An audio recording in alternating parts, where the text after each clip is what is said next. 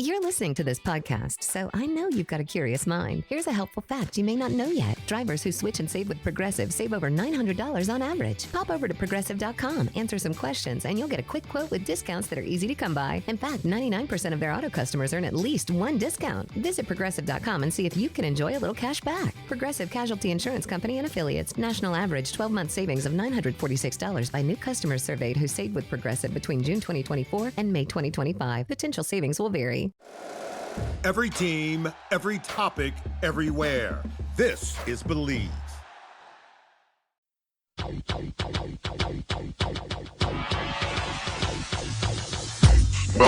to the Odds Breakers, number one place for shared, sharp betting information. Welcome back to Podcast 13, 2026. I'm your host, Kiev O'Neill. Follow me on X at OBKiev. Follow us at The Odds Breakers. Follow us on social media /The Odds Breakers. This episode is being brought to you by FanDuel Sports, a proud partner with the NFL. If you'd like to support The Odds Breakers and benefit from our premium plays, please visit theoddsbreakers.com, click shop, and become a member. Pick any winning cappers, get the premium plays before the line moves. You can also support us on patreon.com. If nothing else, please visit The Odds Breakers and become a free Picks and Telegram subscriber.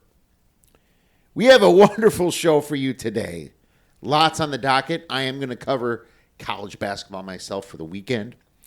And NFL Super Bowl props is always rolling here.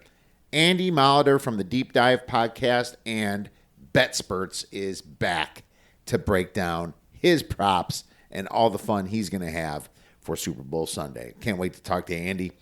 And going to give you a bunch of prop plays that I've made. Not going to give you all of them, as we have packages for them. Some of my favorite ones and some of the best values are going to be on the package. But I'm going to give you some fun ones that are going to hit. Well, we hope they're going to hit. And every single year, we've been profitable in Super Bowl props. So hopefully you join in. $50 for the Super Bowl props membership. Get that at theoddsbreakers.com. So before Andy comes on, and before I get into college basketball, I want to talk about a little do's and don'ts when it comes to prop betting. Maybe I should have done this last week, but it's nothing new if you've listened to this show. And the most important thing is you just got to be careful with the numbers. You know, a lot of these numbers are wrong, and especially if there's not a no. Watch out for the no-nos, right? Because that means they're just juicing you, and you can't find the actual true hold percentage from a bet like that. You don't know the odds on each side. You can't compute it, right? Because maybe you come up with your own number and be like, wow, that is actually some value. Like I found with Mike Palm and the Jackson Smith and the Jigba MVP. You know, you can actually find value if you do it right, but you got to be careful. For the most part, the books aren't giving away free money. They're trying to suck you into making some bets. And don't get me wrong, we're having fun in this Super Bowl. I have some fun long shot bets that we're going to get into that I'm excited for. And we're also going to have some real plays. And most of that is just lines that are off. And I've been pretty good at the positional props, rushing, passing, receiving, defense, things like that. So careful for what the books are throwing out there. Number two, your portfolio of props should be planned for an under and an over. You don't want to get too invested on everybody going over or everybody going under, because if the game goes one way that you didn't think it was going to go, you might be getting in a lot of trouble and not only lose your prop bets, you know, it's going to give you kind of a rough taste in your mouth after the Super Bowl is over, right? So try to make it so you look at how the game's going to play out. Whether it doesn't score a lot or whether it does score a lot, there's chances of multiple things hitting. You know, that's what I try to do.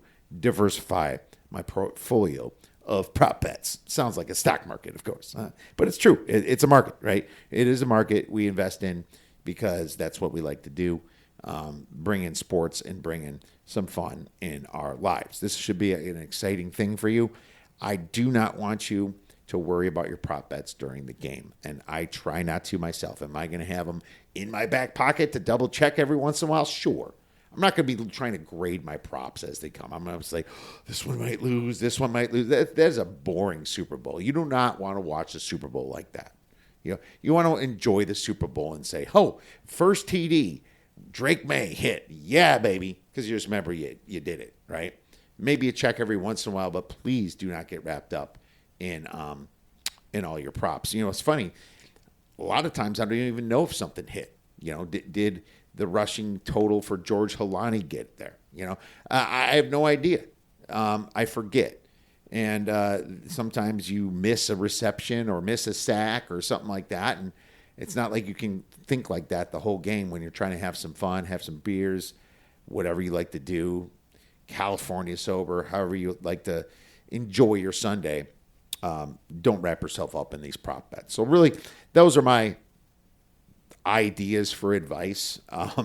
I've been doing this for a few years now, so hopefully some of the things that I've learned will rub on to you guys for this big and fun game. All right, going into CBB, college basketball. That's where we're going to start. A little college basketball, big weekend, February 6th through February 8th.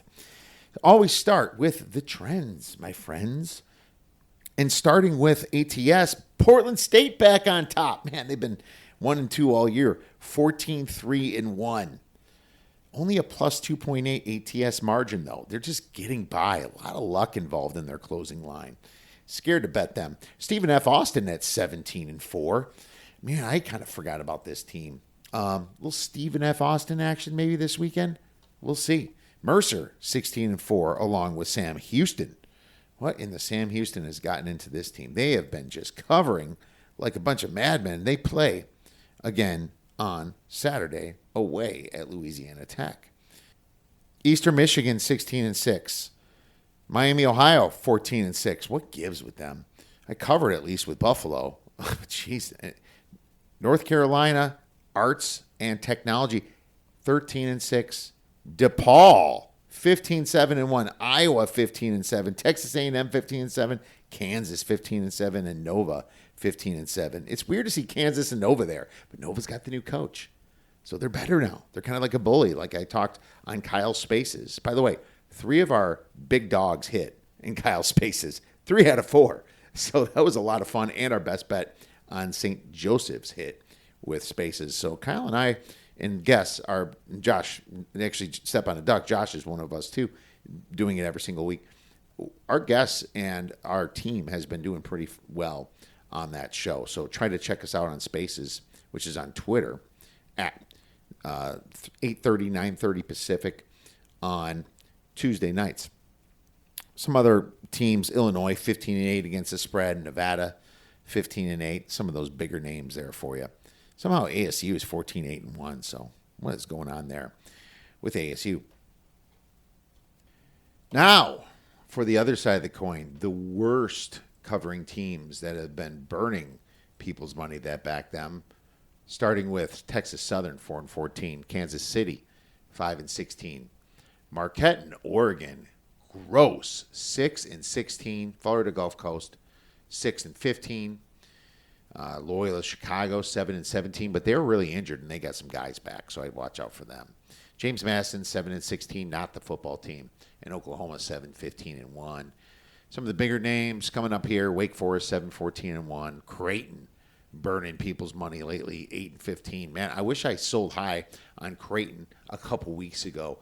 Both Ole Miss and Mississippi State at 8-14 against the spread. So those are your terrible ATS covering teams. Totals, Denver, still at the top, 18-2-1. What gives, Denver? Northeastern, Providence, 16-5, 17-6. St. Bonaventure, Monroe, Tulsa, Cleveland State, all 15-6-ish. Long Beach, Miami, Ohio, Campbell, Miami, 14-6-1. And then Xavier's 16-7. They don't play much defense over there. Maryland, 14-7, because they just also don't have any defense. And you go down to Texas A&M at 14-8, has been just flying over, and I wish I would have bet that over 179 with Alabama. I talked about it. I leaned it, but I never got to the window. Tennessee also 14-8 to the over. Now for the under. And these are the teams that have been just making money for us because Fordham's been a bet every single week, every time they play. 4-16 to the under. Holy cow. 4 overs, 16 unders. Then you got Cincinnati 5-17. Delaware State 4-12. UT Arlington 5-14. Then you got 3 Nebraska, Southern Illinois, and Eastern Michigan at 6-16. Stonehill, Southern Indiana, and Bryant, and UT Martin, Ball State 6-14. Some other big names: Kansas 7-15 to the under. Boston College 7-15 to the under. Duke, believe it or not, 7-15 to the under. Duke. West Virginia 7-14-1 to the under because they just cannot seem to score. How about Michigan State losing to Minnesota a couple nights ago? 8-15 to the under.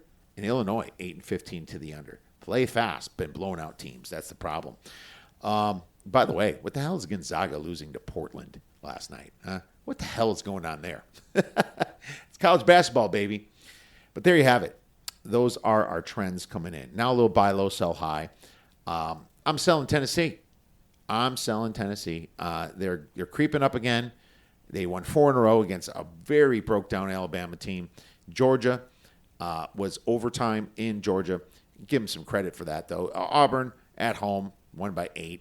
Ole Miss won by 18 at home. Now they're feeling a little too good about themselves, and we'll have a play on this Kentucky game coming up. Buy low on Mr. Georgetown. You know, it's weird to say buy low when they won 4 in a row, but the market has not really adjusted on them yet. And Providence, DePaul, Butler, and Creighton, not huge wins, but I'm also looking back a little bit. Look how they kept it within 2 points to UConn. Went to Creighton and went to overtime. Lost by 3 there. They're kind of just finding a groove. Ed Cooley's finally, this is how Ed Cooley is. Come February, he starts creeping a little bit. They're going to have Villanova at home on Saturday, which I'll be kind of looking at. 5, 6, 7 points. Yeah, man. I'll take the dog in that one. So we'll be seeing where the market is on for these games. So coming in to a big weekend in college hoops, the problem with Friday, there's not many games. The biggest game is UConn at St. John's, and you're going to get like a pick'em type price. Maybe UConn's favored.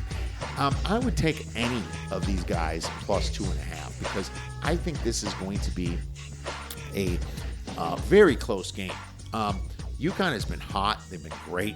They've been beating up some pretty bad teams in the Big East, but St. John's is the only other team that can hang, and St. John's has been waiting for this game. St. John's has guard issues. They're not as good as they were in the past.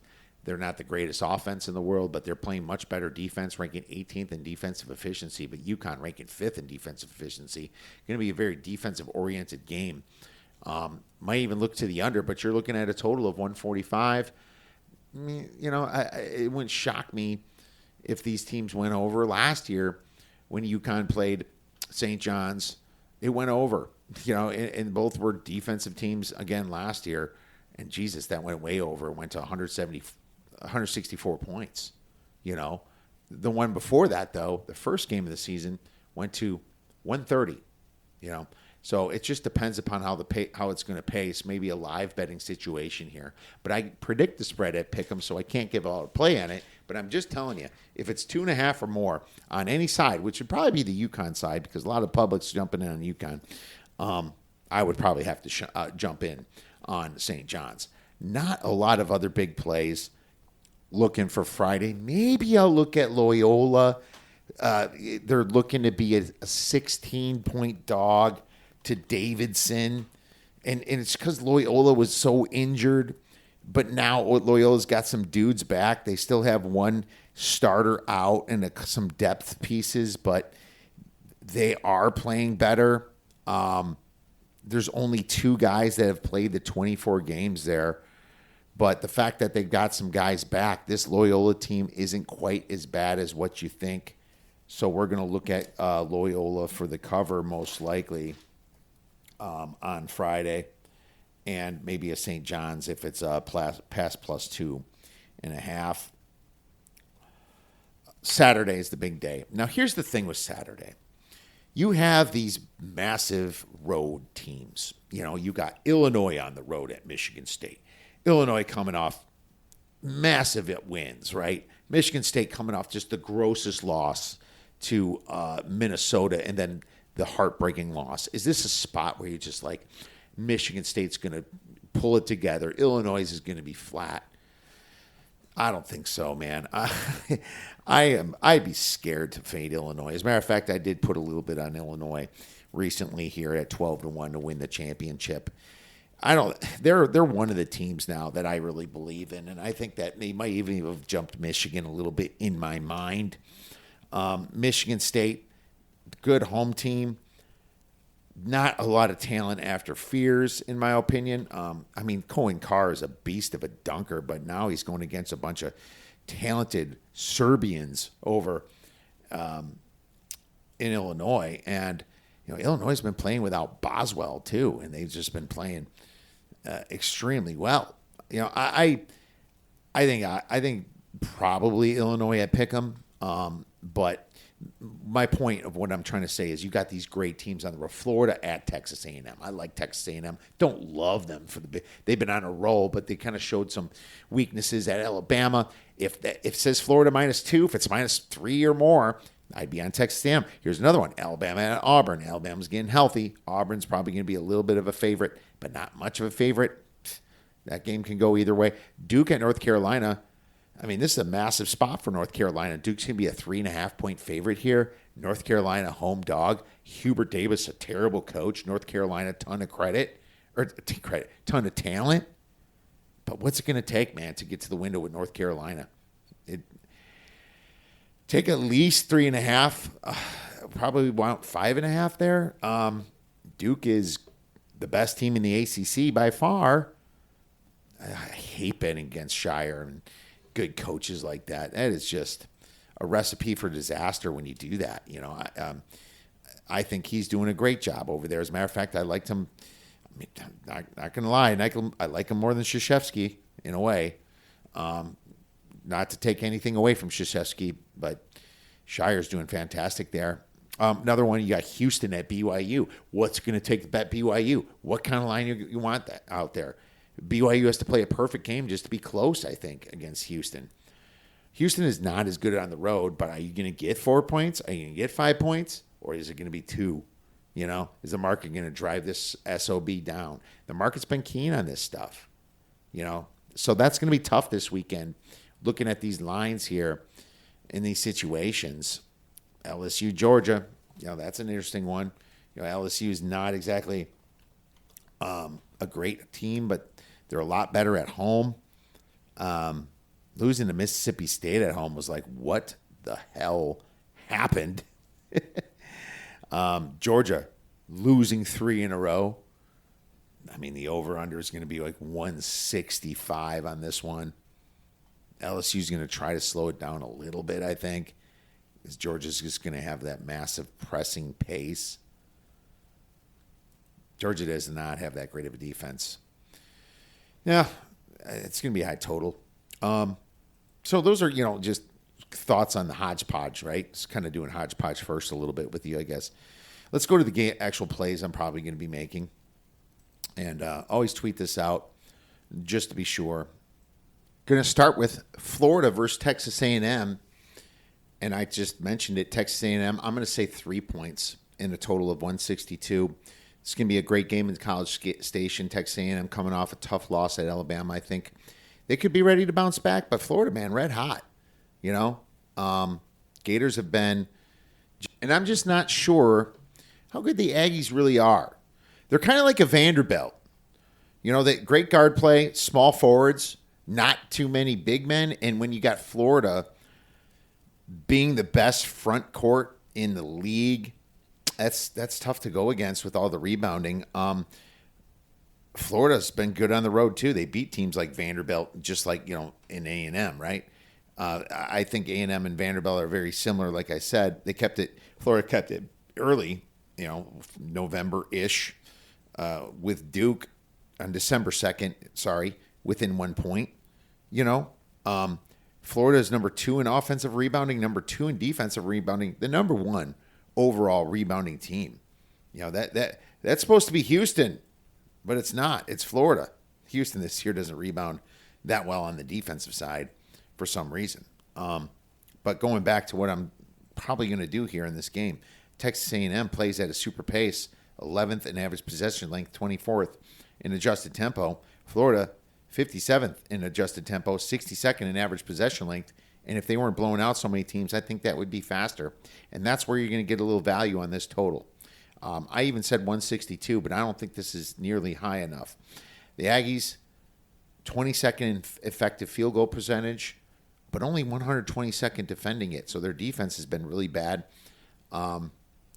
Florida's scored over 90 points, some over 100, in 6 of their last 8 games.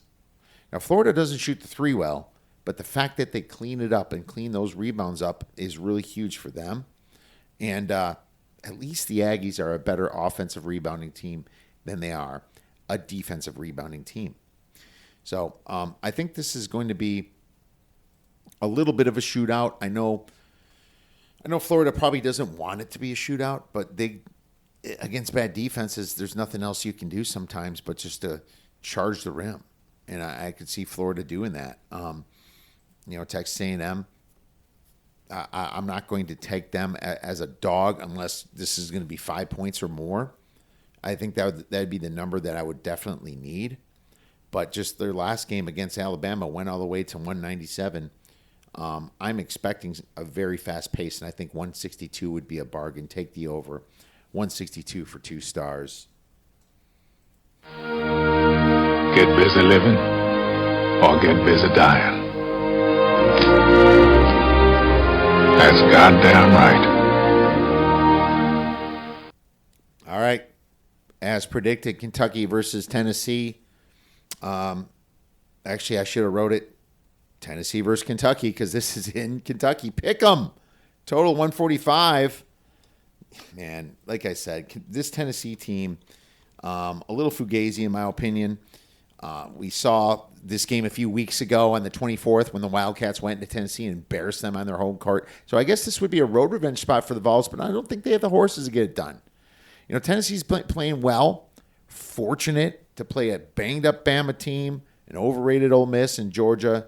The Vols turn the ball over frequently. 18.5% of possessions, they turn the ball over, ranking 278th in the NCAA. This doesn't bode well on the road. The Vols can't shoot three-pointers all that well, ranking 105th in the nation. Their free throws only at 69.2%.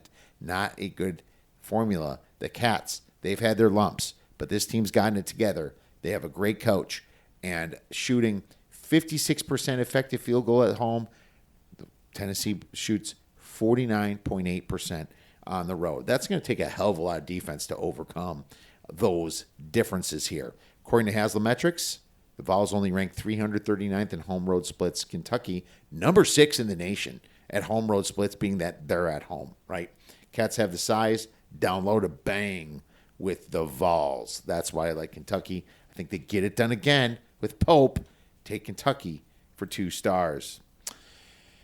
All right, I tried to find a Sunday game, Tulsa versus USF, and I predict this is pick 'em with a high total of 169, so this should be also a high-flying game. Tulsa's in a good road revenge spot. Again, like I mentioned with Tennessee, but unlike Tennessee, I'm not sure that they can stop a fast South Florida team.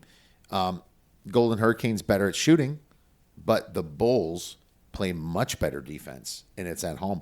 101st in defensive efficiency, 161st for Tulsa. The Bulls can scoop up offensive rebounds, 9th in the nation in offensive rebounds on KenPom. I just think at Pick'em, USF is the much better team. At home, they rank 97th in home road splits, 242nd for Tulsa in road home splits. I'm going to lay the money line, though. I don't want to lay any points in this one. I think it's going to be a nail-biter, but I think that USF gets this done. It takes a little bit of a leap here forward in the American Athletic Conference. We're going to go USF here on Sunday before your Super Bowl at Pick'em for 2 stars as well. How much you want to make a bet I can throw a football over the mountains? So back to a little hodgepodge here. So Sunday, not a lot of NCAA, and they don't want to compete with the Super Bowl, right? They don't want to do that. I think they're smart this year and didn't have any college football games during the Super Bowl or college basketball games during the Super Bowl. They did that before. Man, but Northwestern's going to go to Iowa, and Iowa's just going to name a number and decide that's what we're going to win by. Northwestern is just a terrible team right now. I don't know. I lean to the under, but their defense is so bad. Iowa can put up over 80 points, and Iowa's been really hot right now. So that one worries me. USC, if they're only a 4.5 point favorite at Penn State, I will probably be looking at USC. Penn State is also a trash Big Ten team. UCF at Cincinnati, I'll be looking at Cincinnati here, even though you're going to be laying about 4 points. UCF, not great out on the road. Cincinnati, one of the best home teams out there. So we're going to look at that one a little bit on Sunday. Michigan and Ohio State. Ohio State's playing some better ball. I don't think this is going to be a great spread. I think it's probably going to be like 8. But if it is past 10, I will probably jump on Ohio State here because Michigan's kind of been sitting around a little bit. And yes, they're going to play a game on Thursday against Penn State, which is going to be a sleepwalk game. But at Ohio State, I think Ohio State tries to play for pride. They do have the big football rivalry right there. More for football, though, a little bit less for basketball, right? Not nearly as amount of shit has been talked between these two teams when it comes to basketball. But Ohio State's going to be feisty. They also have a couple pretty good wins against UCLA. They won at home. They're in a great team. Jake Diebler's an okay coach. They have to be past 10. But I'm thinking it's probably not going to be past 10, and I might have to pass on this game. Back to Saturday, a little bit more hodgepodge for you. Let's look at Clemson at Cal. I lost on Clemson. I laid 3. It closed at 4.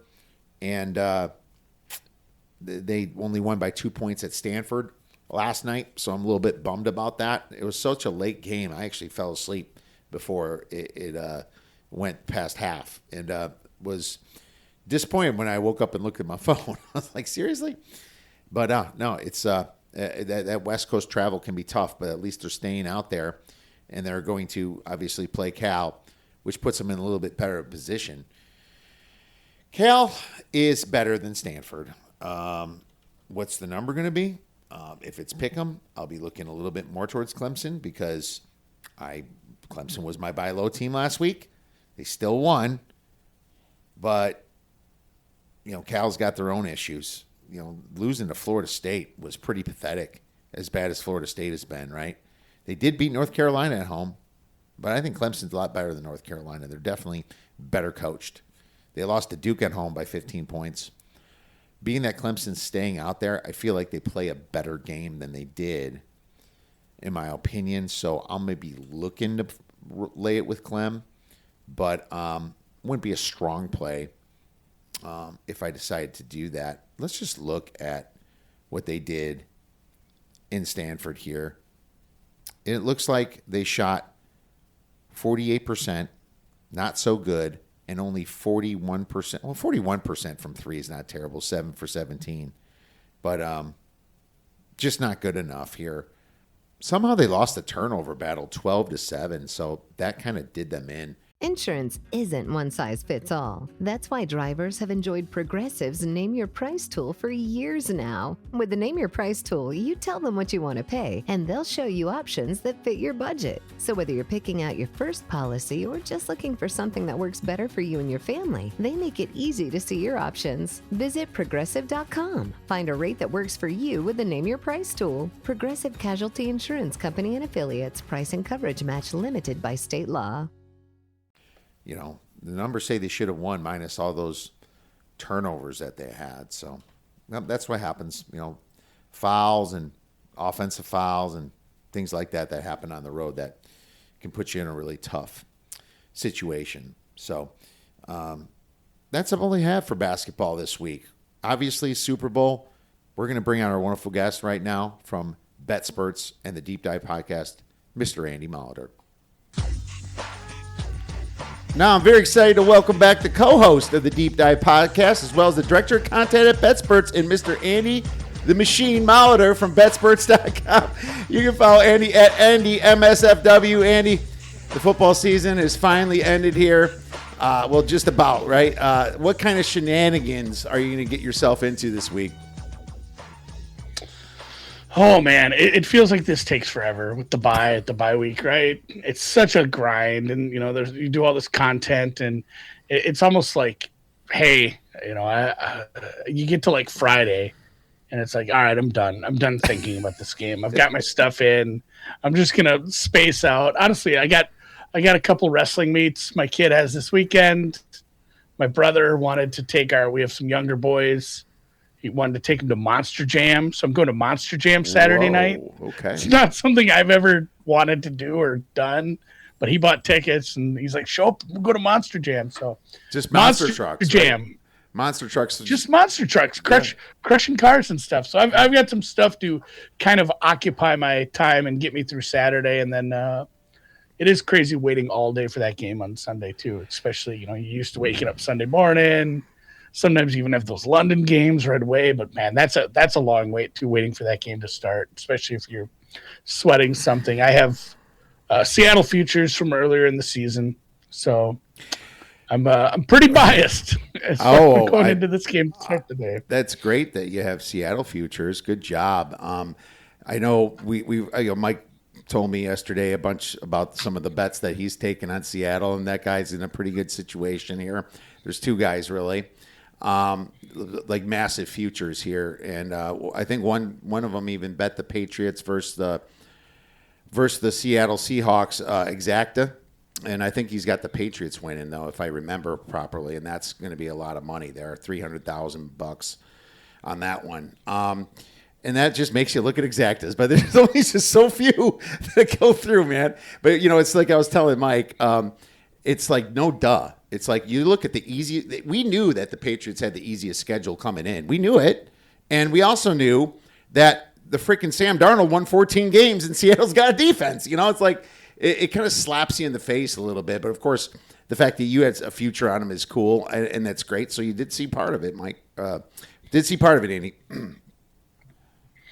Yeah, I didn't see the other half. I was pretty cold on New England to start the season, just with changing coaches twice in 2 years, and a rookie quarterback coming in the second year. I wasn't super sure how he'd play.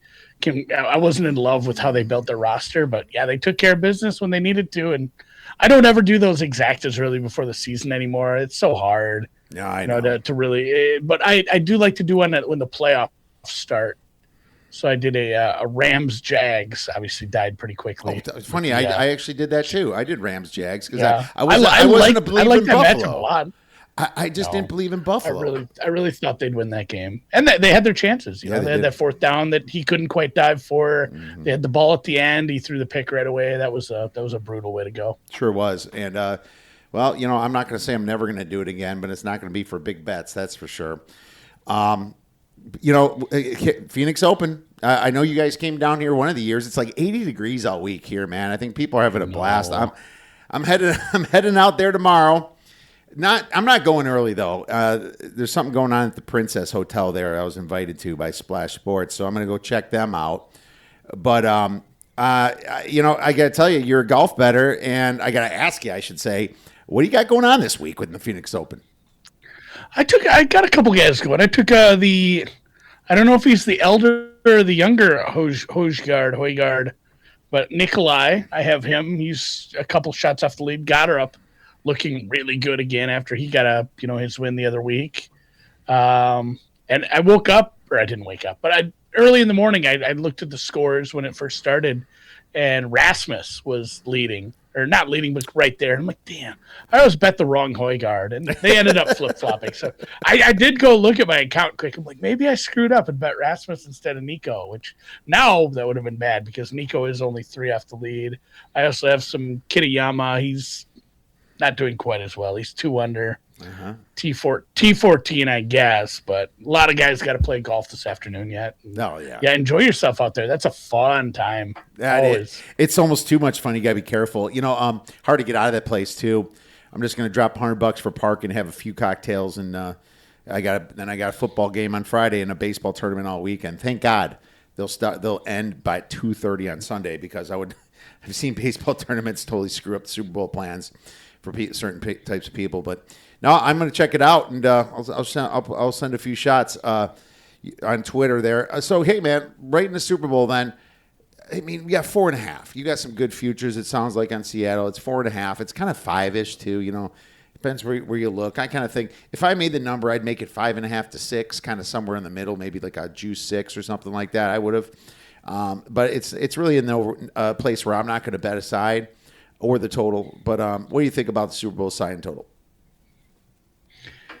Yeah, I'm really stumped on the total because, I start looking at path and most likely scenarios, most likely game scripts and whatnot. And I can see a very low scoring game. If the offenses struggle a little bit, if all it takes is, third downs, fourth downs, not going as, converting at the high clip as they have for these two teams recently. And we're not going to have a lot of scoring. I don't know that that's the most likely outcome. We went over it yesterday in the deep dive. My most likely outcome is Seattle comes out hot again. The offenses look pretty good for a few weeks. New England struggles a little bit to run the ball, and it's a little more of a Drake May has to put them on their back game, and we'll see how that goes. So I'm stumped on the total. I probably won't be involved in that much. It's just gonna be props. And then as far as the side, I'd lean Seattle. I made my power numbers. I don't lean on them as much this time of year. It's a little more matchup and narrative and rest and travel advantage, and try to find it in the margins there, because at this point, the odds makers, their power numbers are pretty terribly close to mine. And that's kind of where I'm at with this one too. I'm at about a 4 or a 5 for a difference here. Like it's a pretty good number. If I am going to play anything, and I will play this, it'll be alts on Seattle. Me too. Seattle minus 7.5, minus 10.5. If it turns into a good Darnold game, if they're not getting interior pressure on him and he has time, JSN's probably going to eat him up a little. And I trust McDonald in that defense, so it could be like a 24-10 kind of game. Yeah, sure, certainly. And I have a more extreme one, and so that was going to be my next question. What's your final score? 24-10. It kind of that resonates. The unders would be good for the books, especially on the prop side of things. And like I always say, when you do props, make sure you're not overextended on one end if it's going to go over or under. Right, you try to diversify a bit. And I'm going to give you 31-13, Seattle. I think that's 44 total points. I just think that New England's going to have a really tough time scoring against. Finally, they play a team, and it's going to hit them in the face a little bit. And I just kind of feel like a situation where Seattle's going to have control and clock it at the end, And I think when you're down by a couple scores, you're not going for field goals anymore. So, I fell on that one.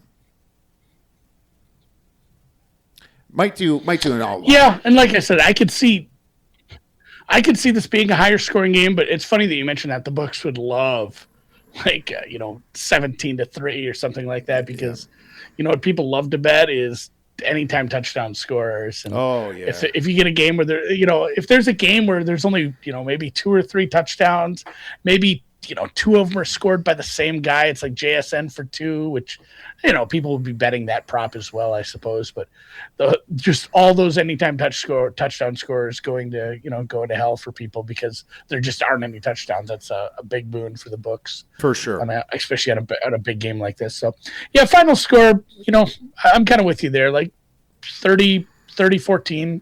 I am hoping, obviously, for a Seattle win, but I think the most likely outcome is they have to struggle to catch up later in the game. New England does, and we end up with a spot where, like you said, they aren't kicking field goals, and then it's going to hinge on, hey, we're 4th and 4 from the 16.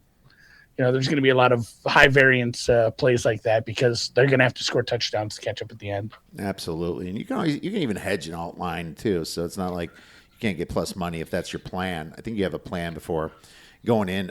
Props, man. Anything different this year that you're noticing from last? Not a lot, I guess. The offerings are kind of the offerings. We used to do this for the last 5 years whenever we did content about the Super Bowl. Oh man, the menu's bigger than it was last year, and it just keeps getting big. I think we've reached terminal velocity. The menu is what the menu is. Like they've run out of ideas. Like we hey, you can bet on anything now. I think they've found anything. Yes. Like it is. The list, I don't know that the list is any bigger than last year, but it's still massive. And obviously compared to what we had 5-10 years ago, it's even bigger. And it's funny, first and foremost in the books is like, hey, here's all this stuff you can throw in SGPs. You have to dig a little deeper to go find the straight bets. But I mean, it's good because it's a good spot for people that bet other sports, that want to do some cross sport stuff. It's good for people that really dig into the props, that want to play some alt props, and also too, if you love unders, if these pros that like to hammer the unders in the proper spots, it's harder for them to get pushed down when they're taking so much public liability on some of these overs on the lower liquidity than the side and total props. Yeah, I thought of one, but they don't seem to put sports that are too far ahead. I think it'd be smart for them to do something for college football because they get to hold on to your money longer. I would say like first quarter total with LSU's win total, right? It's around 8 points, 8.5. That's kind of where LSU is. And the books get to hold on to it for a long time. Maybe if you're an LSU hater, Alabama fan, you go under or actually go over the first quarter total. I don't know. I think that's kind of a fun one, but it's like they already took all the ideas, and that's very true. And one thing I noticed, I'm glad you said that, Andy. What I wrote is that it's too hard to find some of these. It is. I have people messaging me asking where I found it, and I'm like, dude, just search, man. And the DraftKings, I can only search on the app. I can't search on the website for some reason. And FanDuel, I can search on both. I don't know why that is. It's frustrating. It's like, dude, I'm spending way too much freaking time looking for this one stupid bet, and that drives me nuts a little bit, Andy. Yeah, I struggled with that yesterday. I was trying to find something on FanDuel.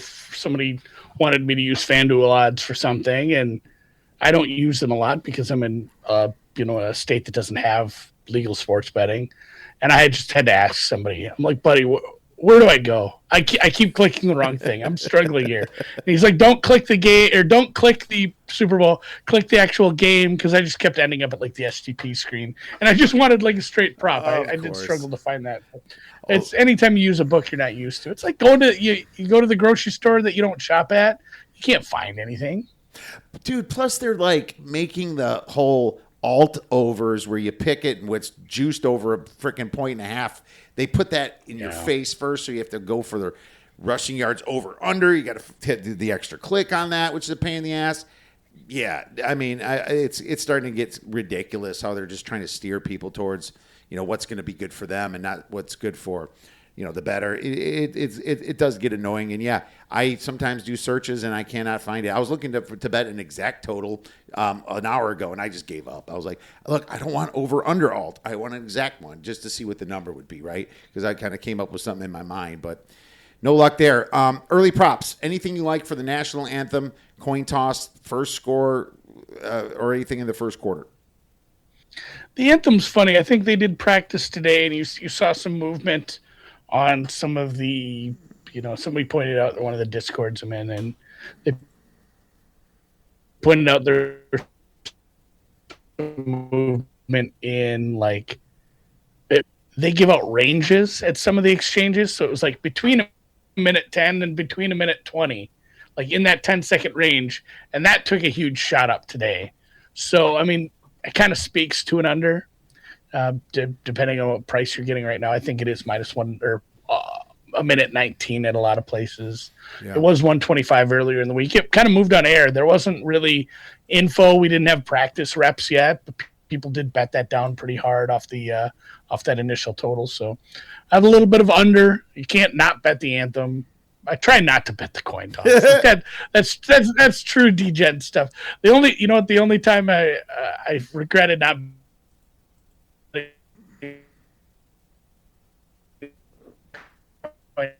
was this is a bigger one, and they pick random squares out of the 100 and give them fun stuff. Like every square has the name of a player, and if that player wins the MVP, you get a bonus. Oh, that's cool. And two of the squares were picked at random, and they got the coin toss, and I got the coin toss and won. So I think it was like a $500 board or something. So I basically had the coin toss for $500 on heads, and so I was, that's fun right off the bat. And I realized like I should have just gone and bet half of that on the other side, just taking the free money. I guess it's the same EV, it's a coin toss, but I realized like this is the one time when it was okay to bet the coin toss. I should have hedged my stupid Super Bowl thing off it. But other than that, I haven't really done like anything with America the Beautiful or any of the Bad Bunny stuff is tough because I don't really know the names of the songs. Like I know what he sounds like. His stuff's fun, but I haven't got info on the set list for that. Well, one of my questions was, did you learn Spanish for the halftime show for betting purposes, Andy? So you jumped right into that one. I know some, but it's not helping because I can't understand it. You talk too fast. It's too fast. I learned. I used to manage factories way back in the day, 15, 20 years ago, and there was one where there was a lot of Spanish speakers, and they taught me quite a bit, and it helped, some of the communication. But most of my Spanish knowledge is very much related to,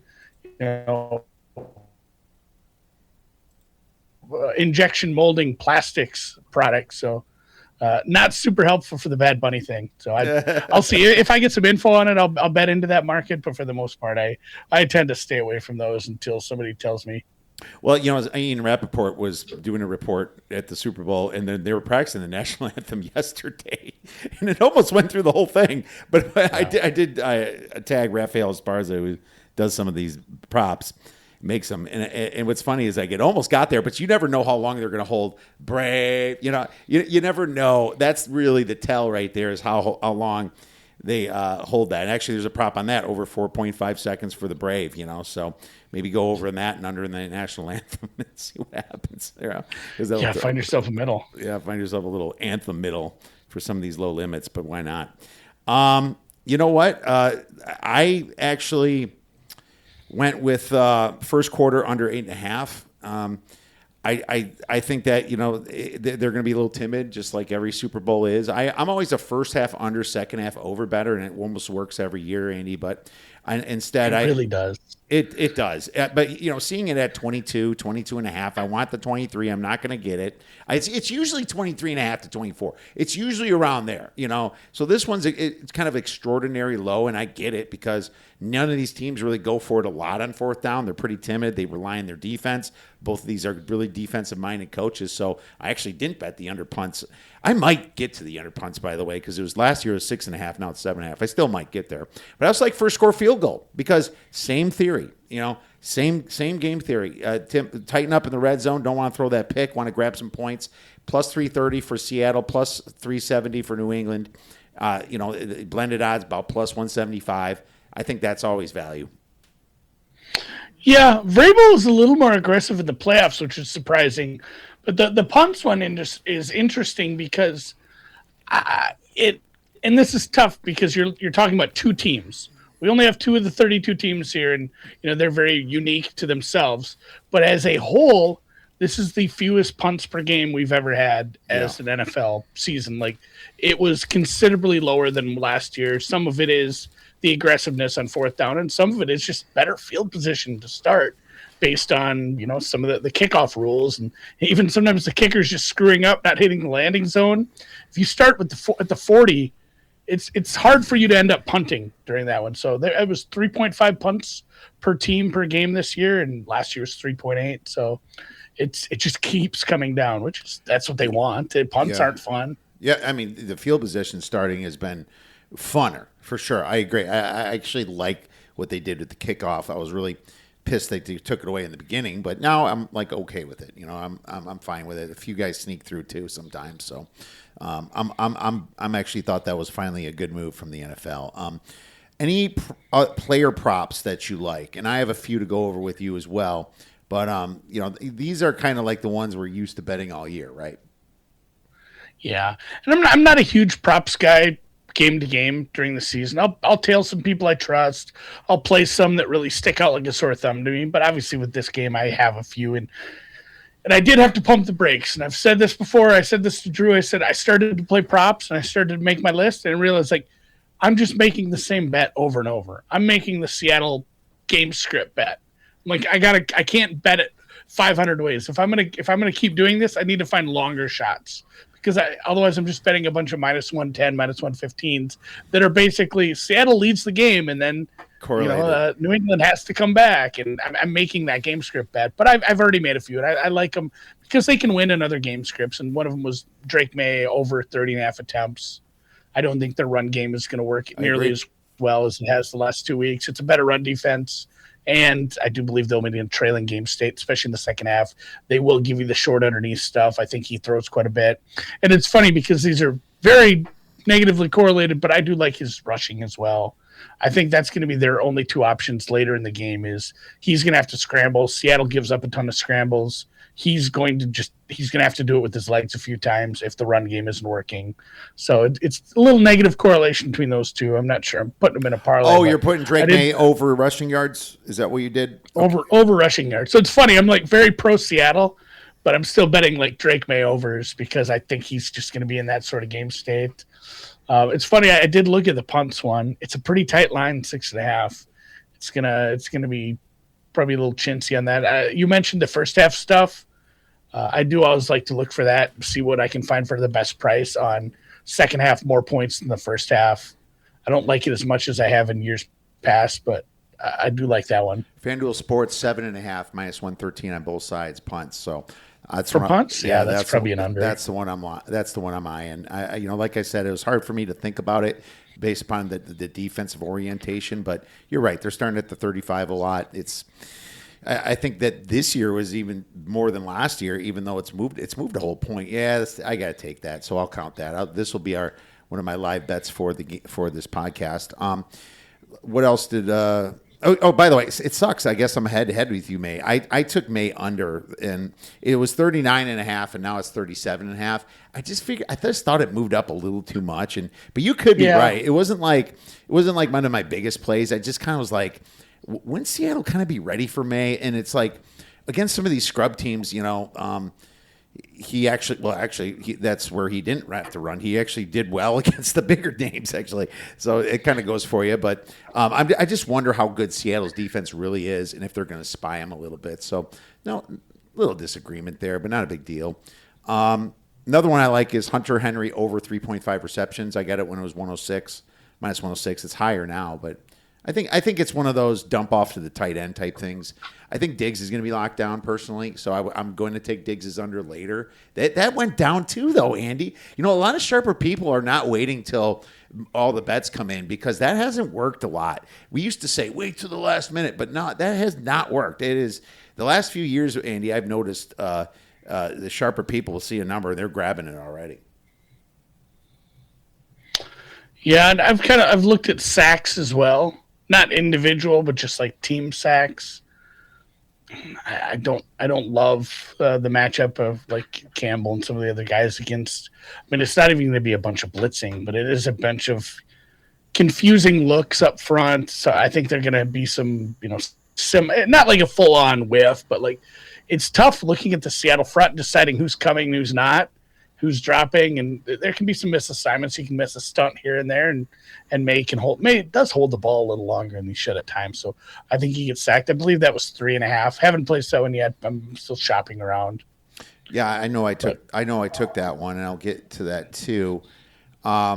I'll just dump out the ones I was going to give in this pod. I want Kenneth Walker over 20.5 receiving yards because I think the gameplay is going to be make the quarterback beat you. So why would you not make a young Drake May beat you? And why would you not make a Sam Darnold, who that's the only chance you have to beat you? Maybe put a safety over JSN, but I would just at least stop Walker and just that's the way to play some of these quarterbacks. So I think that both coaches will do that. So I like the receiving yards over, and I like Kenneth Walker under 73.5 rushing yards. So it's kind of a correlation with that as well. I like Walker over 2.5 receptions as well. I also want reminder, and this is kind of like your Drake May over. passing attempts, I took Ramondre Stevenson under 14.5 rushing attempts because I do think that Travion Williams will get some. Struggles, man. Yeah. It's going to be hard. And if you're really down because of the way that me and you think this game's going to go, he's not going to get a lot of carries in the fourth quarter. No. Yeah. No, that's kind of where my head's at. I looked at that price as well, but again, it felt like a little repetitive compared to everything else like that. Like it's like I should be putting these all in a parlay, but no, I think you're kind of right there too. I do think they struggle against this. They've had success. He's had good games against two pretty good run defenses in Houston and Denver, but it wasn't from a hugely negative game state ever. They just kept getting the ball from CJ, and then they played. I mean, it's really hard to use 2 weeks ago, the snow game. It's hard to use some of the stats. Like, are we really going to pump up Drake May from based on that game that he won, where he threw like 8 completions for 80 yards or something?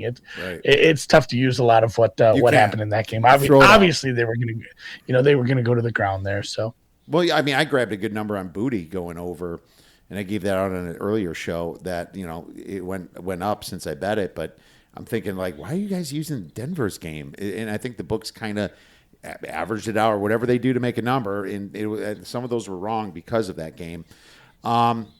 Highest scoring half, I got also second half minus 115 because I already mentioned that. That's the way I'm attacking it this year. I'm just doing highest scoring half, second half. Hopefully it's that's a good price. 3-0 first half. Let's go, baby. Yeah. What else you got? As far as player props, that's probably most of it. I am excited to put together some SGPs, on just like here's the game state I like. Here's 5. You take it. There's 20 things that happen in that game state. Go find your, pick 5 or 6 of those that you think you're the most confident on happening, and then have the best case of happening concurrently and with each other. And I'm going to make a few of those, and a lot of it is going to be, a lot of it's going to be the stuff that I already do. I don't do a lot of that during the season. It takes some time, but I'm going to have a lot of free time, Sunday morning and Saturday afternoon a little bit too to play around with that. I joked that I might drive to Iowa and bet this at FanDuel at the counter, just to have a paper ticket, and I got to see what their price is. I know I priced it at maybe DraftKings, but I do want to bet New England points scored exactly 0. Ooh, shutout. Yes, I just love the defense. I'm so Seattle pilled, and I love their defense. And, if we are going to... You're listening to this podcast, so I know you've got a curious mind. Here's a helpful fact you may not know yet. Drivers who switch and save with Progressive save over $900 on average. Pop over to Progressive.com, answer some questions, and you'll get a quick quote with discounts that are easy to come by. In fact, 99% of their auto customers earn at least one discount. Visit Progressive.com and see if you can enjoy a little cash back. Progressive Casualty Insurance Company and Affiliates. National average 12-month savings of $946 by new customers surveyed who saved with Progressive between June 2024 and May 2025. Potential savings will vary. If we are going to have to listen to every talking head just go on and on for the next 3 weeks about, we told you so, that schedule was so soft, we told you so, at least we have a fun, crazy outcome. Because truthfully, there's a certain point, and you already mentioned that, if it's 17-0, 21-0 late in the third quarter, there's no more field goals. Again, and then at that point, they can drive the field, and you just got to win a couple fourth downs at that point, because you're not kicking a field goal down 21-0 in the fourth quarter. So at that point, it could be live. And it wasn't a big enough price to really make it worth math wise, but I think it was like 50 to 1. The gas money. I'm going to play it. The gas money. You got to play that one for fun. Just it's one of those you got to say once I spoke it into existence. It's like, well, that's got to make the card now. Just because I said it, and it's just a fun ticket to have for when it ends up happening finally. Don't tempt me, Bilbo. I looked at it too. I mean, I did, of course. I looked at it, and it was. I just thought that Vrabel's just going to get 3 at the end, so he's not shut out. I don't know. I know. I would hate him even more if he did that. If he did. I mean, at that point, if it's live late in the fourth quarter, I'm going to be betting some team total over. Just hedge out of that, I suppose. Yeah. I mean, dude, I'm with you. I am, and I did take the sacks prop over too, 5.5 minus 113. And dude, I took the alt sack 7+ means just get over 6.5, right? Just get 7 plus 185. So I took a half unit on one and a half unit on the other. Really, That's combined sacks. yeah. It's combined for the whole game. Yeah. Yeah, I mean, I see May getting flattened plenty of times. I actually see Darnold getting sacked a few times too. I don't think he's going to get out scot-free either. Will a wide receiver or tight end record a rush attempt? Yes. I unfortunately had to pay minus 120 on this. It wasn't offshore. But, I think that this is – you're going to see Shaheed or somebody record a rushing attempt. I really believe in that one. And, and I also kind of like – the over number of rushers for the Patriots at 3.5. 4.5 for Seattle, but that happens a lot. I like that one too.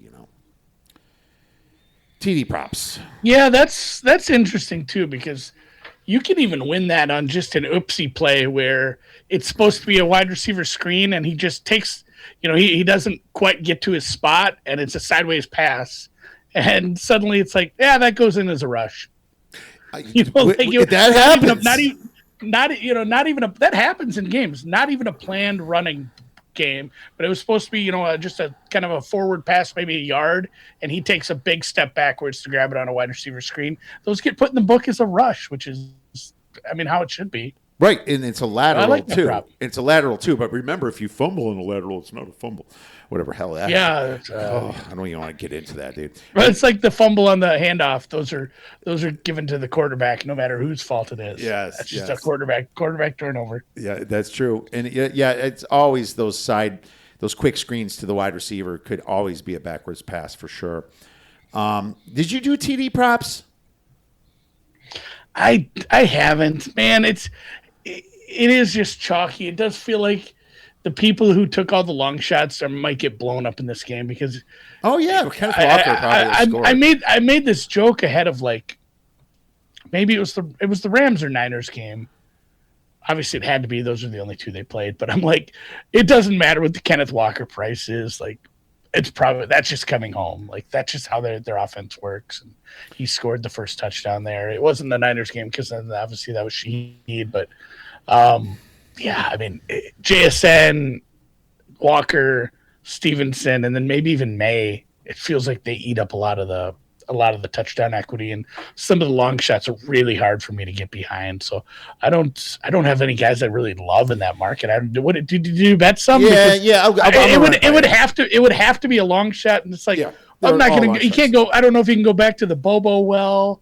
It's probably going to have to be like Halani, maybe as a guy. Because I went back to. Okay, so here's my plan. Halani's going to be in on some. Yes, and he's a better pass protector. You already hit two of mine. You hit two of mine. He might leak out. Yeah. So what my plan is this. I think I had to take one not long shot in JSN for the higher amount at 0.5 stars. And the rest are all 0.2 stars, right? The rest are all 0.2. There's 5.2 to make 1 unit, and then there's a half unit. Unit and a half for this. Now, here's the thing. I really think, even though Kenneth Walker's probably going to do it, I still think that the rush defense is going to be sticking up. And it's still going through my game flow the way I think it's going to flow. So I went Rashid Shaheed 19-1, Drake May 17-1, George Halani 22-1 because, could be a backup at the time or just, it could be the third drive. It could be just field goals in the first, quarter and a half. Hunter Henry at 17-1. I only have 2 Patriots and I have 6 Seattle. So those are the 0.2 ones. Bobo's not 80-1 no more, though. I took him right when it opened. It is 50-1 or something like that. It is still pretty high. I'd like to look at it, but I gave it out at 80-1. Then I have JSN plus 550 for 0.5 stars. So you know what? If this is just a fun bet, and long shots, we'll see. But what's probably going to happen is even a longer shot that nobody's even thinking about is going to hit it, and that always gets me too. It's like, how did I miss out on that one? The Shaheed one came up the other day too, and I'm curious to know where you bet it and how they grade that. But it feels like if you're betting Shaheed and you're price shopping it and you notice hey, it's a way different price at this one book. I think some books grade kick and punt returns differently where they would not give him that. They would say, no, that's Seattle defense special teams. not that saying he wouldn't, he's going to get on the field as a receiver as well. He's been a big part of that as well. But I think if you notice a big difference in a Shaheed price from one book to another, maybe double check on the rules on that sort of thing, because if he houses one as a kick returner, some books will give him that and some books will not. Oh God, there's going to be a hell of a lot to complain about if that happens. And that's a great point. I almost You're hope right. he scores, because somebody who's bet him that has bet him at a place that's not going to give it to him. So I obviously I'd love for him to house one. That'd be great, just for everything I'd like to happen. But it would be fun because there'd be some chaos involved there as well. Oh, there's going to be chaos. Absolutely. Of course, when you look right on it, they don't have the rules in your face. You have to dig for it. Oh no, you got to dig. You got to do some reading. Yeah. Get out your cheaters and read. Get into the fine print, baby. I'm not fighting for it. Maybe someone else can. It's not like I'm putting that big of money on it. Yeah. Any cross-sport head-to-heads right now? I know you said you were thinking about doing some. Is there anything you're eyeing up? I did one only for one reason, but I'll let you go first if you have something. I don't have any yet. This is going to be part of my. This is always the last thing I get Almost to. last, yeah. Yeah, and I looked at some of the golf stuff, and I just didn't have a good feel on that. So for the most part, I've left the cross sports stuff off. But you're right. Some of them, they're crossed with things that aren't going to happen until Saturday or Sunday. So I have some time on those. I don't know if anything popped up to you. You can certainly sell me on it. I'm not going to sell you on this because it's probably bad. But I just want a piece of Arizona winning it, of winning the NCAA tournament. And they're 4.25 to 1, dude. They are clearly better than everybody. But this is the tournament. I got some other good pieces. I don't have Michigan, but I have some Illinois. I got some good numbers on some stuff. But what I will say is that I put them with 3 of the game flow ones I was thinking of, and I made Arizona 30 to 1. So now, if those 3 other ones hit, obviously it's still way of a long shot. Then I'd be like, oh, I got Arizona 30 to 1. Small bet, but I got Arizona 30 to 1. So I did something stupid like that. But it is a Super Bowl, and that's why we do it. But yeah, I'd be curious to hear what you land on, Andy. So I'm guessing next week's golf at Pebble Beach might have something too. So I guess we'll see. You'll have to check that out, because you're right. Sometimes they don't do stuff that's way, way, way down the board, but they will do stuff that's closer to that. Drew found some fun ones with the Olympics. They actually bet it was like, God, I want to say it was first half points versus. This was a silly one. It was a good bet, I believe. I think he made a really good bet, but it was like U.S. plus Canada combined golds versus first half points, in the Super Bowl. So there's a few places that had some pretty fun ones that go with the Olympics. Nice. End of game props like Gatorade color or trophies. Anything you have for end of game? Haven't gotten any info on Gatorade yet, man. It's been a while since Seattle. It was always fun because we just kept having the Chiefs go, or the Rams win a couple times, or the Niners are back, or we saw them, last year in the NFC title game, and we had some like Gatorade info, and it's fun with the huge numbers on purple that would get bet down. Yeah, but I don't know. It's I think blue was favored because both teams are. I don't know. Are teams more likely to have a color of Gatorade that's like one of their team colors? I think they just I think they just like certain flavors, man. I think blue is team likes orange, man. I thought Seattle at one time won with blue, but also it's different coach, different regime. But another thing, there's a couple different blue colors. That's what I heard. I heard that there's a few different flavors with blue. And they have to make the Frost one white/clear. My favorite's orange. I do like purple a little bit. I don't drink Gatorade that much. Orange is good. It's just my favorite. It's just it brings me memories. It's nostalgic for me. It's orange. Well, what did they used to have at the beginning? I mean, I think at first it was just yellow. That's all. Yes, you had, it was the lime green, yellow piss. Yeah, that's in the glass bottle. That's all you had. Yeah. But it was like orange was one of the old flavors too. They when they started to make more than one. Yes, it was probably. There was no Riptide Rush. No Riptide Rush. When back in the day. No Riptide Rush. I went total accepted penalties under 10.5. I don't think that. I know Sean Smith can be a little bit a little bit cute. But look, this is the Super Bowl, and you saw how some of the playoff games have been officiated yet swallowing their flags. Oh my God! And these are accepted penalties, not thrown penalties.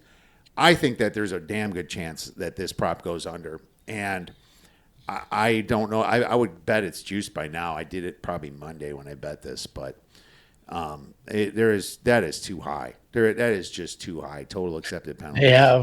They have swallowed their. We said that at one of the halftime shows we did. But like, hey, if I were a defensive back, I would be getting even handsier because they are letting you get away with aggravated assault in the secondary right now. And why would you ever let a receiver try to catch the ball if you can just knock him down before? So, absolutely. And it's been a bit of a theme during the playoffs. They've let them play. Mm-hmm. Yeah, and I think that's what's going to happen because they don't want to make it about them. It's the biggest telecast in the world, really. MVP. Now, I really do believe there is value on Sam Darnold. I at plus money, I really do. Because there is just so little scenarios that the others are going to win. So I did take some Sam Darnold, but I also had to take another one. And I'm going to explain to you how dumb this book is. Well, I shouldn't say that. They're one of our sponsors. But how they mispriced this, I let's just say. So do you agree, first of all, Sam?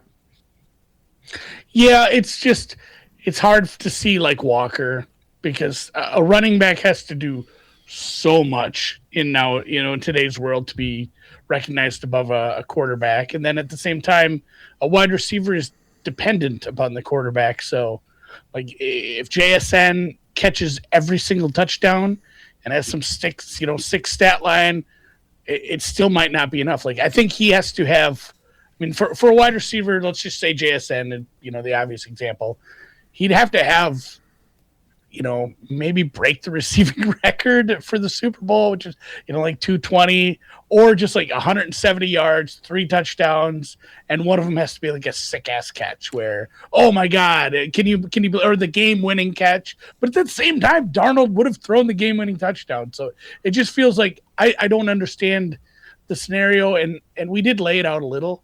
It might have to be Darnold trips over himself all the first half, or he throws 2 picks. It's a close game. He's the seeing ghosts is mentioned on the broadcast. He looks like garbage, but it's a close game. They come back. He throws 2 short touchdowns in the second half. His stat line doesn't look good. JSN catches both of them. So it's just like a lot of things have to kind of line up right for him not to win it if they win the game. Thank you for saying that, because FanDuel has JSN to win MVP, record 100 receiving yards, and score 2 touchdowns at 30-1. It's like, dude, if you're going to win, no doubt. I was talking with Mike yesterday. He's like, "What the hell?" I mean, he said it should be 8-1. It's 30-1 at FanDuel right now, and I'm looking. I just searched it right now. And it's not like I really think he's going to win. I think his real number's 10-1, and just in general. But dude, like 100. I mean, that's you have to do that to win it anyway. So you just made it 30-1. Sure, I'll bite. The only other thing I could see, again, going along with, he has to have a good game. They have to have a play drawn up for him to throw a touchdown. And are you betting on that? Like, that's my handicap for MVP. I think he throws a touchdown. Like, that's such a weird outlier thing that doesn't happen very often anyway. So, it's something crazy has to happen for him to get it, or he just has the huge game and Darnold stinks a little. Absolutely. Over 2, you can bet the over 2.5 passers in the game as well to someone to have a pass attempt, I believe. I just kind of destroyed that. But like any... I think the number is, it's 2.5 right now at plus money. 2 total players to record a pass attempt. So if you like that, then plus 146 is out there as well, which is really interesting. So yeah, and they're not a team, and they're not a team that does that. Like, right. I think they've had one person attempt to pass all year that wasn't a quarterback, and it was an interception. Didn't Mike Vrabel catch a touchdown or something? Mike Vrabel caught more than 1 touchdown. He's caught like 5 or 6. Okay. I don't think he'll suit up though. No, he won't. But since he's leading the team, he might let a lineman score. And he might have someone throw it. They had that. No, they had that play in the playbook. Honestly, I don't know the number, but I feel like he caught 4 or 5 touchdowns because they use that play like once a year, and he was pretty sure-handed on that little leak out from the tackle eligible. Yeah. I love it. I mean, so that's going to be fun if they can do something like that, and hopefully he goes back to his roots here and remembers some of that fun stuff that happened. Holy Lord! You know how many touchdowns he has? How many? 12. That's throughout his career, but I bet you his career 14 seasons. He has 12, 2 in the Super Bowl. That's what I was thinking. I was going to ask you 2 in the Super Bowl. That's cool. Thanks for looking that up. That's wonderful. I felt like 5 or 6 was a big number for a guy like that. That's crazy. So yeah you wonder if he, if they're winning, if he has a play in the playbook, like, hey, run the variable play. Yeah, dude. I mean, what's a linebacker to score a touchdown? That's where you want to look because he's trying to give it back to what happened with him, right? That's interesting. I'm trying to think of who would be the most likely, like, of their linebacking core. If it's, Spillane, I don't know if he hurt, or I don't even know if he plays. So like Christian Ellis to catch a touchdown pass. Yeah. Harold Landry. I mean, they don't ring off the tongue like the old Patriots teams, do they? With Brewski and all that, right? Yeah, no, I get it. Well, yeah, I have a few long shots. I don't know, like you said, you're waiting on a few yourselves, but these are like the fun bets, the beer bet banger section where you just put beer money on stuff. Being at the Super Bowl, I have a few ones, so I did the exact score, 31-13, Seattle, plus 150 to 1. So I did some beer money on that. Just to see if that's going to hit. Obviously, most likely not, but that would just make my week, obviously. Alt Seattle, exact total. This is a crazy one. I just picked 53. I don't even know why the hell I picked that, but it's beer money at 500 to 1. So if Seattle gets to 53 points by ungodly reasons, that would be fun. But here's the thing. And Mike Palm and I do this every year because we talked about it again yesterday. MVP, you got to throw a little on the kickers. One year it was 3-0 in the Super Bowl, and Mike and I almost hit that one. And it was years ago. Can't remember which one it was, but it was really low scoring for a long time, and that obviously changed. But if Myers kicks like 6 field goals and wins 18-6 or 18-7, something like that, who are you going to give the MVP to? A defensive guy, maybe. But dude, at 200 to 1. And Borgales at 500 to 1. I mean, I have 30 years left in my life. Maybe I'm going to do this, and hopefully one of those years, it's a kicker, my friend. I think that was 2019. You're probably talking about that. It was the Rams Patriots one that was 13 to. It was 13-3. Yes. We actually brought that up the other day as far as betting MVPs because they're like, that's another path to a wide receiver or running back winning. If it's just a terrible game, and they're like the only guy who scores a touchdown, and that was a Julian Edelman MVP award that year. Yeah, just like, hey, who's gonna do? Anybody do anything here? If you literally do anything, we will give you the MVP award because nobody's scored yet tonight. So I like the kicker ones though. That was when we went through scenarios. That was the second most likely. Was just, hey, it's a grinded out game where both defenses step up and. Especially now, and I'm listening to somebody, Corby, talk about, the wind is just really, really for an outdoor stadium. It's almost windless. They put up a huge new jumbotron. He'd said, got to give him credit on the research there, and he said like the long field goals really hit here in the stadium. So if you got a guy that nobody scores a touchdown, it ends up being something like that, 12-3. Terrible game to watch, but if he makes like 3 50-yard field goals and there's no touchdowns, I don't know, what else are you going to do? No doubt. What else are you going to do? You got to give it to someone. So, yeah, and the numbers are huge on him. I will say some books have went down to 100 to 1, but I found MGM had a good number on it. So I say agree. I got one more for you because it's a funny name, and DK put it out, and it's called Booty Call. All right. It's Keyshawn Booty, of course. Oh, yeah. It's 15 to 1, but it's a 40-yard touchdown or more. 40, 45, whatever. Anything over 40. That's all he does. That's what I'm saying. It's 15 to 1. That's all he does. I mean, even that snowy game, they went deep to him once. He missed it. It was a bad throw. But dude, I mean, maybe it doesn't hit, which it most likely will not, But 1 out of 12 times, 1 out of 15 That's is nice long shot. Why not booty? And it's a great name, Booty Call. Are you kidding me? I'll be yelling Booty Call if that happens, my friend. I might even tweet it out, but that is I noticed that, and I think it's fun, and it's another beer bet banger of mine. So we'll root for Booty to get one at least at the end. Kind of along the same lines as the kicker thing, I will be probably picking 1 or 2 defensive players. Yeah, it's hard because again, in that scenario, if you have a terrible game and it's low scoring and there's just not a lot of touchdowns, both quarterbacks struggle. They've given it to defensive players. It does happen. They have to have a big game, and nobody else can really have a big game. But you remember Von Miller won it 10 years ago. Like before that, who was the same? Dexter Jackson won it. Wow. Dexter Jackson, wow, is a Super Bowl. Obviously, Ray Lewis is a stud. What about Leonard Williams? Count that one again. But Dexter Jackson. That was the game. I remember the game turned into be a kind of a weird one, I guess, because that was a high scoring game. I wanted to say, and they I can't remember if he had a kick return or what happened. That was 25 years ago. But a defensive player can win it. There's going to be long odds. You got to pick somebody. I don't love a lot of the defensive ends here, so I kind of want to find some secondary pieces that maybe we get a pick six. So I've looked at Tariq Woolen. He's 200, 250 to 1.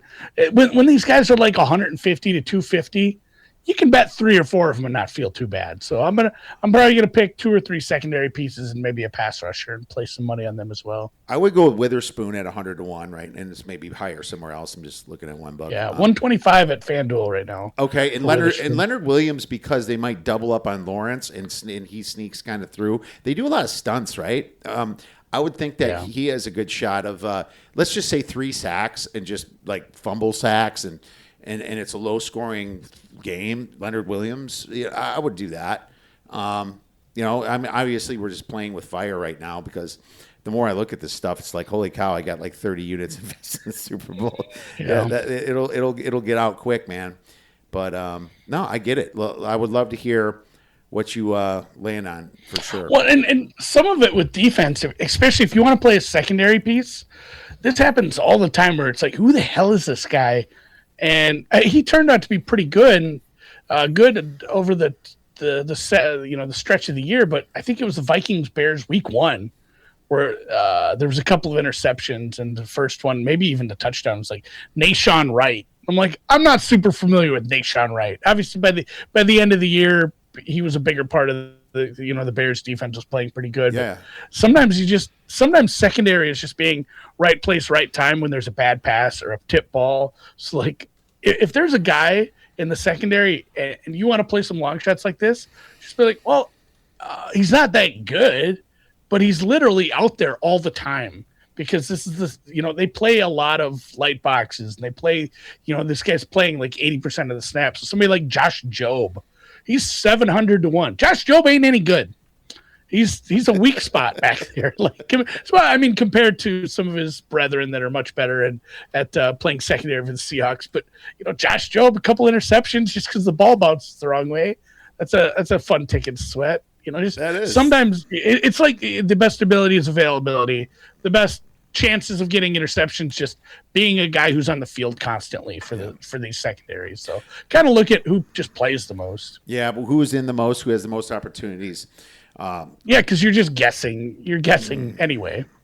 Well, that's awesome, Andy. And you guys are awesome over at BetSperts, and you're still doing the golf, which is awesome. I love following you on that. And the Deep Dive podcast, one of my go-tos for so many years. Where could our listeners and viewers get your great information, Andy?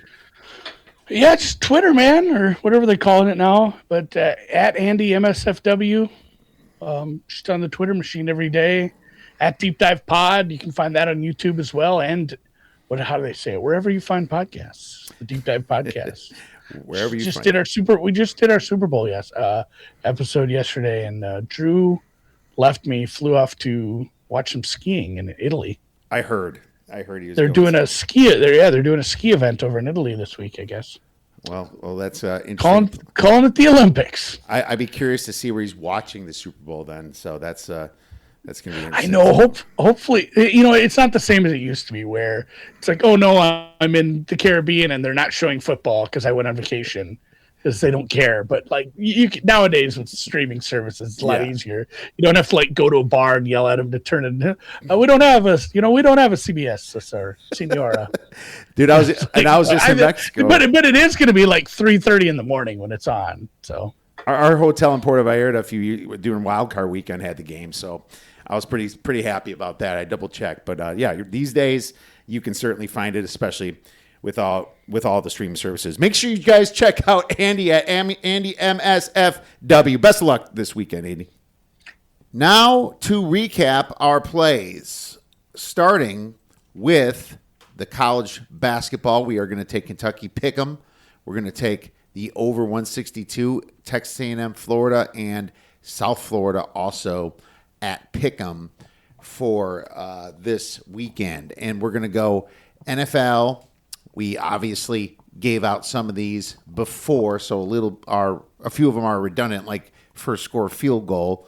But first quarter under 8.5, Drake May under 37.5 rush yards, Hunter for a half star, Hunter Henry over 3.5 for one full star, 3.5 receptions, that is. Kenneth Walker over 20.5 receiving yards for one star, over 2.5 receptions, minus 135 for a half star. Kenneth Walker under 73.5 rush yards for a half star. Ramondre Stevenson under 14.5 rushing attempts we gave out a while ago for one star. Highest scoring half, second half, minus 115 for one score, over 5.5 sacks, minus 113 and a half star, and alt 7 plus sacks, plus 185 for a half star. Will a wide receiver or tight end record a rush? Yes, minus 120. And then first touchdowns, all 0.2 stars. Rashid Shaheed, Drake May, George Alani, Jake Bobo, and Hunter Henry, all big numbers. And first TD, Jackson Smith the Jigba for the half star at plus 550. We're going to go total accepted penalties under 10.5. And obviously, we have some beer bet bangers. We have the MVPs, of course, 200 to 1 and 500 to 1 for the two kickers. Exact points, 53 for Seattle at 500 to 1, 31 to 13 final score, 150 to 1. Just beer money, fun stuff, guys. Nothing crazy. And booty call, of course, 40-yard plus touchdown for Booty, Kayshawn Booty. So that should be a lot. That should be very fun. Thank you so much for listening to this podcast. Hope you got all that. If not, you can always listen back slowly. Anyways, thank you so much for listening all these years. And this Super Bowl is going to be fun. So remember, no matter what, try to have a good time watching the game. Worry about your props a little bit later. Make sure you enjoy the game and go get some winners.